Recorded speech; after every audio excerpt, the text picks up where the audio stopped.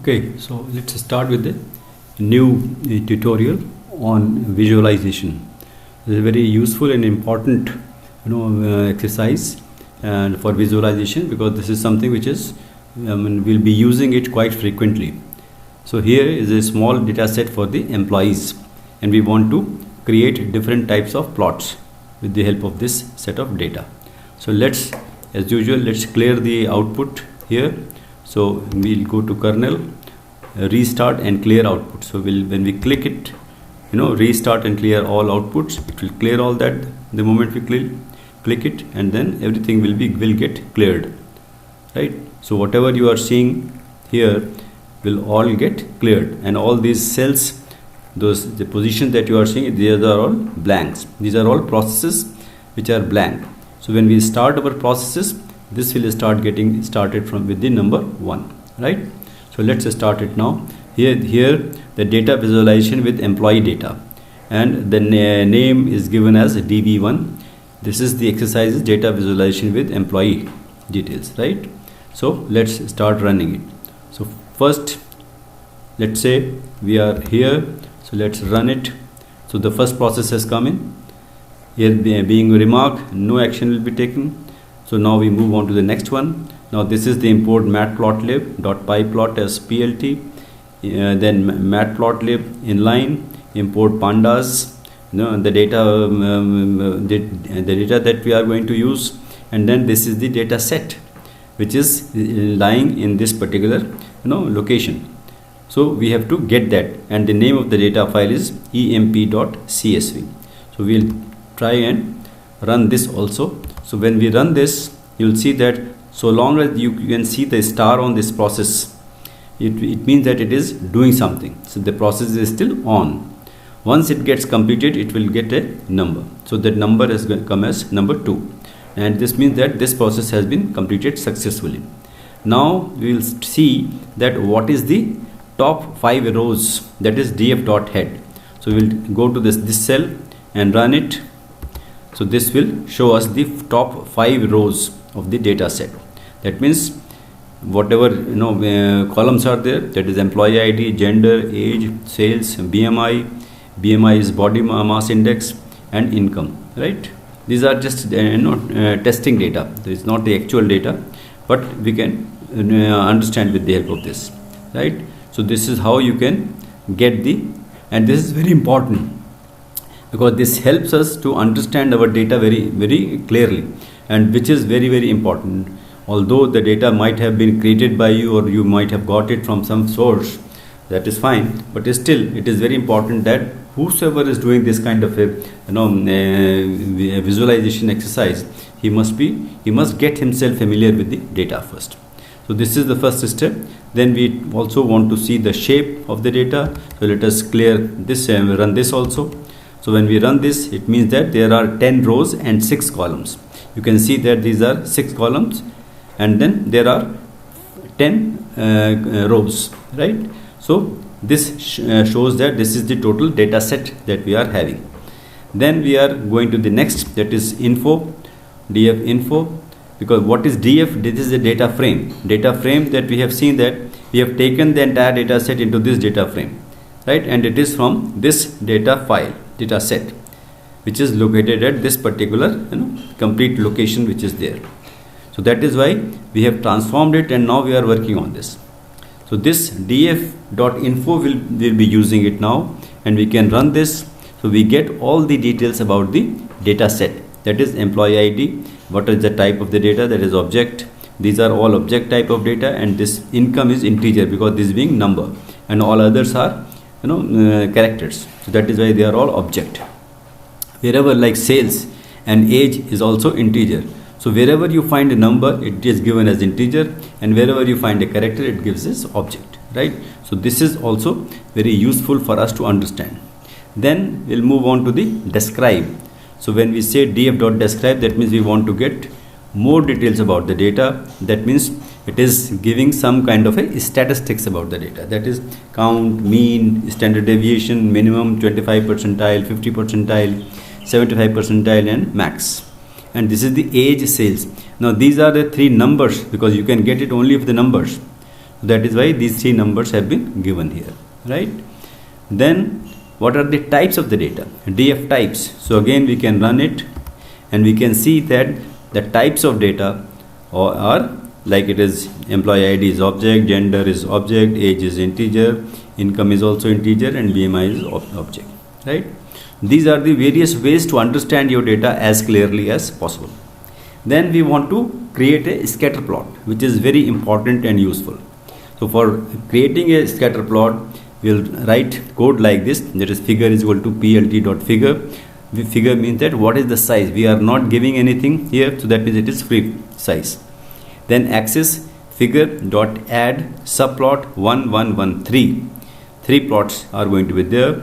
And then x scatter df age sales, then scatter plot, then age, and then sales. So these are the different types. This is the title, this is the x-axis, this is the y-axis, and this is the this total scatter plot, on the basis of which we are going to get the scatter plot. And once we give it plt.show, that means the scatter plot will get generated and it will be displayed on the screen. So we run it, and when we run it, you will see that this kind of a graph scatter plot will get created. So the title is the scatter plot, and on y-axis we have the sales, and on x-axis we have the age, right? So whatever data is there, accordingly this scatter plot gets created. So this is how you can get, and just by looking at the graph itself, you can see that it becomes easier for anybody to understand that how the data or how the various data points have performed. This shows the position of those data, right? Now moving on further, let us also try to understand the columns. That column means that all those various columns that we have seen earlier also. We can run this, and these are the columns which are available in our data set. We have already seen that. Then we are going to create a histogram. Now this is a heading, the way we want. If you want to create a heading, you can go to this markdown, and the moment you click on this, let me create a heading for you, and I'll delete it afterwards. Let us see that we just insert a column here, insert, then insert column above, and see we can have it will always start with the double hash. So you can have the double hash, right? And this is like testing. So once we do that, and then we can go to code and markdown, and the moment we do, it will come like this, right? So this is how, this is for our documentation purpose. The objective is to make your the code also very clear, and for yourself also, because later on, maybe after some time, you want to understand, so you can want to go to this particular paragraph or section, you can go here. That is the purpose of this. It has got nothing to do with the processing as such. So we can, and how to delete it, we can take the cursor here and then go to scissors, click on this, and this particular cell will get deleted, right? So this is also an important thing which we must understand. Now moving on further, to create a histogram. How to create a histogram with the same data set? That is, we can write a remark here, that is plots in matplotlib reside within the figure object. Use plt.figure to create new figure, then fixed size is equal to plt.figure, that this is the figure that we want to create. Then create one or more subplots using add subplot, because you can't create blank figure, right? Axis is fig.add subplot 111, then variable is equal to this is a variable, then ax hist is the indicator that we want to have the histogram. And what are the parameters? Age, then bins are 7, and here you can play with number of bins. So whatever number of bins means that at what position you want to stop. So that is why the number of bins, you can decide that which you want to include in your graph. Then labels and title. Title is age distribution, which again up to you to decide whatever heading you want to give to your plot. Then x axis or x label is age, and y label is employee, right? Number of employee. And then you can write plt.show, which means that now you want to show your graph. So this is very simple code is there, and once we run this, you can see that a histogram will get created as per our code which is mentioned here. Now age distribution, then here we have seen the number of employees, and this is the age. The 7 that we have given the bins which are also there, 1 2 3 4 5 6 7, right, and these are the number of employees, and this is the distribution, right. So this is how we can create the our histogram, right. Now next we want to create a box plot. Now box plot is import box plot lib pyplot as plt, import pandas as pd. I mean, this is our standard when we want to import the pandas. Then fig plt figure, this is to indicate that we want to draw a plot. This is the ax figure, axis is fig add subplot 111. Then variable ax box plot. Now here again we want to have the box plot, so that is why we have given this. And df is age and plt show. So once we again run this, you can see a box plot gets created. Now this is how we can create, and this is again a very useful plot which is created, because here with the help of this you can easily understand the way the various things get distributed. Like here you can see that the age is there, and this is basically because the parameter that we have taken here is only age, so that is why the box has been created for the age, right. Then the next is violin plot. Violin plot is something which is again useful for the understanding that how the data, where the data has been more condensed or more say close, and where the data is slightly away. So that is why we can create a violin plot. We can see the shape of this, and then we'll understand better. So here we need the seaborn. So import seaborn as SNS, plt title violin plot, SNS violin plot, and df is our age and gender. These are the two variables that we want to consider for this particular plot. Then we are going to create the this particular plot. So just by clicking on this, you can see that it is still working because the star is there, and that is how. And once it gets completed, you will see that a violin type of plot, because the shape is violin type. That is why the name has been given. So violin plot can be created like this, and you can see that now this is the male and this is the female, because there are two types of employees, two genders are there, right.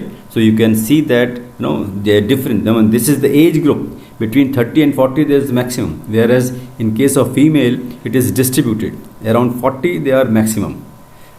So that is how you can understand your graph much better. Then the next is bar chart. Bar chart is here again a simple code. Variable is equal to df group by. You want to group by gender, and then sales. And then this is the remark also we have given, that grouped sum of sales and gender.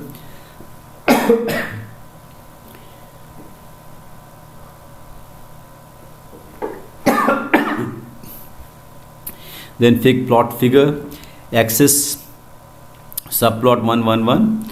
Then axis set x label gender, y label sale of sum of sales, and set title is equal to gender wise sum of sales, and type of plot is bar, right. So this is how you can write this. Now when we run it, you can see that this is the kind of a graph which will get created with the help of this. This is a bar chart. That is what we wanted, and the basis on which this was created is this plot, right. So this again very simple code, and you can just understand, try to run it 2-3 times or maybe as many times as you need, and then you can get it created. Now this is the way that you see that the heading is gender wise sum of sales, which we have given here. Then on y-axis we have the sum of sales, which we have given here, sum of sales, and on x-axis we have given this gender, which is here, like gender, male and female is mentioned here, and then of course these are the bars, right. So this is how you can create your bar chart. Then moving on, the line chart. Now line chart is where is that variable is df group by, and then now we are grouping it with the help of the BMI, that is body mass index, and sales dot sum, right? Then figure is PLT figures, then axis is fig add subplot 111, x label BMI, y label sum of sales, and title is BMI wise sum of sales, and the type of plot that you want to have is line, and grid is true.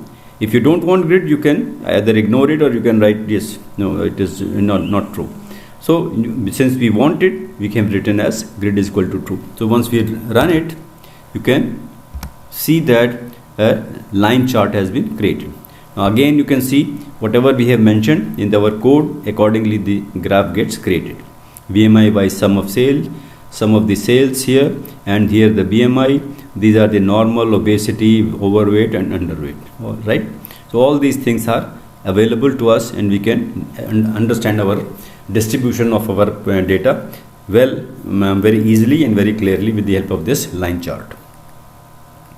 The next is stacked column chart. Now stacked column is sometimes very useful, in fact. So that is why here again we can have a variable, and we are going to group by BMI and gender, then with sales dot sum, then variable unstack plot kinds, then bar is the way that we want to have our graph, and stacked true, color is red and blue. This again you can define whatever color you want, and grid also is true, right? So we can run this and we can see this kind of a graph, like red color is for female, blue is for male, this is gender.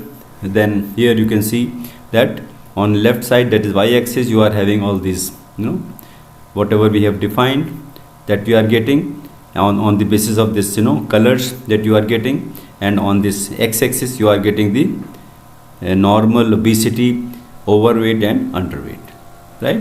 So this is the way, this is the stacked one.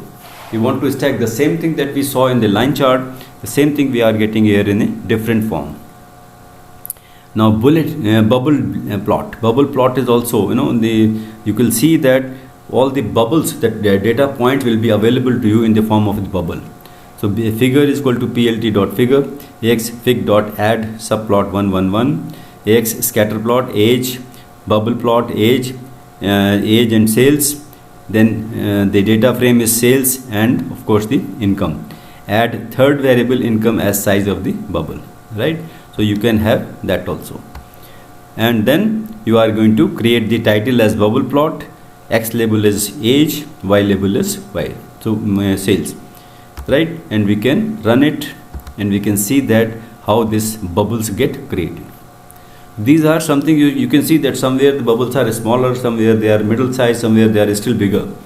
That shows that the density of the data points in different positions depending on the size of the bubble itself.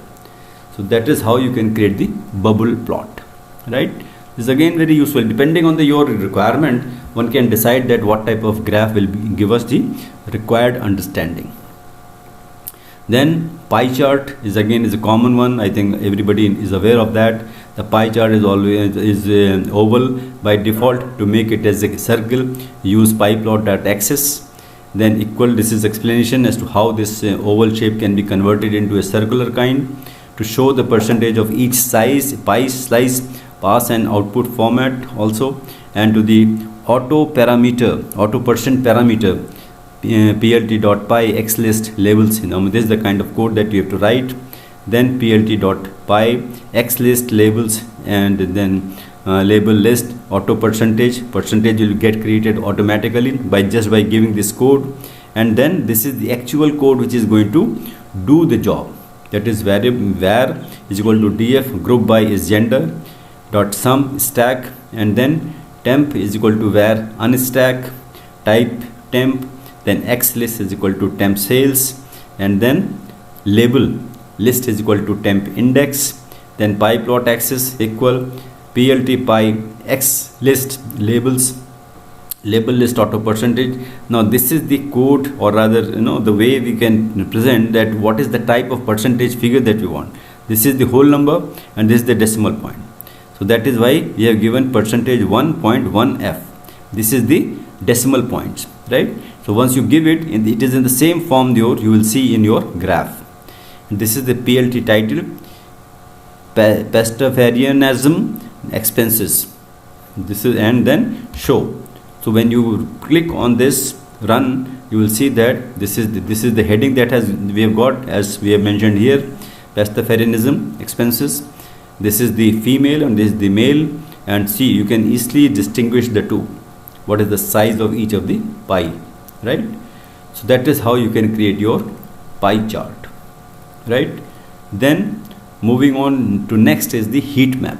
Heat map is again very useful, important numpy as NP, because of you have to import that numpy first, generate a random number, then data is like this, np is equal to random.rand 4.2, you have to generate some random numbers, rows list 1 2 3 4, then columns again mf, that is male female, or figure is plt subplot, advanced color plots, color controls, and these are the various like ax, p color, data, c map, plt, cm, reds, edge color. These are something which you need to understand, in the sense that of course it is clear here. You want to write it, you can write it as it is, or you want to change it, you can change it also. Colors, you have to, these are the different color codes, like K means the black, like that you can have different color codes, and which you can write it here.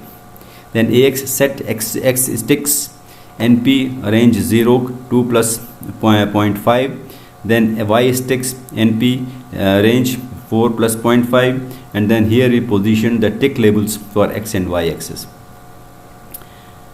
ax set x tick labels, column minor say this is for the x axis and this is for the y axis, right? This is the way you can write your code for generating your this heat map, right? Because heat map is also very useful, and we'll see when we see the outcome how this will be useful. So once we run it, but just by clicking on run, you can see that this is the way. Now you can see that so many, because the male data is like here and female is this way. So these are, and the four are the four different, like bins we have seen in the case of, on the earlier chart. Here we are having these four types of divisions of our data set. So this is the way you can create the heat map also, right? So this is the way we can create variety of visualizations that are available, that are possible, and you can think of more if you require. So that is how the data visualization must be done for various types of data depending on whatever the requirement, and we can generate all such charts or graphs for our purpose. Thank you.